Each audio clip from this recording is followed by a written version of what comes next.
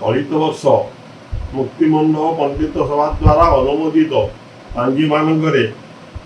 27 तारिख में श्री बलभद्र जन्म गभा पर्व और राखी बंधन लिखा जाए किंतु 28 तारिख दिन श्रीमंदिर में बलभद्र जन्म और राखी लगी स्थानित होती जहाँकि किसी लोक मध्य द्वंद्व उपजी प्रकृत पक्ष बलभद्र जन्म 27 अगस्त दिन हवा उचित गुरुवार दिन हवा उचित कारण बलभद्र जन्म मध्याह्न समय होता एवं जगन्नाथ समस्त पर्वपर्वाणी सूर्य उदय को नहीं कराए तेणुक बलभद्र जन्म कर्मकाल को नहीं कराई और बलभद्र जन्म 27 अगस्त गुरुवार दिन निश्चित भाव पालन करा उचित जेहेतु सूर्य उदय को नहीं जगन्नाथ मान पर्व कराए तेज आम रथयात्रा से कही स्कंद पुराण अनुजाई समस्त यात्रा जगन्नाथ सूर्य उदय को नहीं करा उचित कराऊँगी बर्तमान यही द्वंद्व समाधान करने आम समस्त को जन दि जाऊँगी समस्त जगार बलभद्र जन्म 27 अगस्त गुरुवार दिन पालन कर श्रीमंदिर में केवल 28 अगस्त शुक्रवार दिन पालन कर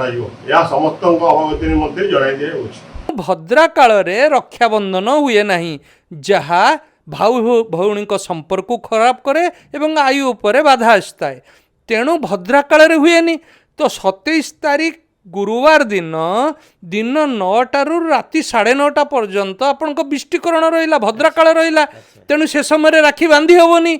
एमाने एतक को देखले खाली पूर्णिमा देखले रक्षा पूर्णिमा बंधन करदे हम कि तापरे सकाळू आपणकर रहिला 28 तारिख शुक्रवार दिन 9:40 जाए आपणकर पूर्णिमा तेणु उदय तिथि अनुजाई से दिन जाक पूर्णिमा तेणु सर्वश्रेष्ठ मुहूर्त रहिला आपणकर सकाळू 9:40 जाए पुणी मध्याह्न गोटे तेणु ये सब को विचार को नहीं 28 तारिख दिन रक्षा बंधन हवा ही युक्तियुक्त तापर आपण बुझंतु ये भद्रा काल जेतबेले रही जे सब खराब हो से नुह पुणी भद्रावास गोटे अच्छी सेटा बुझा पड़ो जिते भद्रावास कौन प्रथमे आपण बुझे जिते भद्रा हुए कौ राशि रे जमिति आपण को कुंभ राशि कर्कट सिंह कुंभ मीन एरे जिते रहती भद्रा से मर्त्यलोक रहती मर्त्यलोक जिते रहती फलाफल अत्यंत अशुभ होता है तेणु यही दिन एथर रक्षाबंधन समय रे कुंभ राशि होइथिवो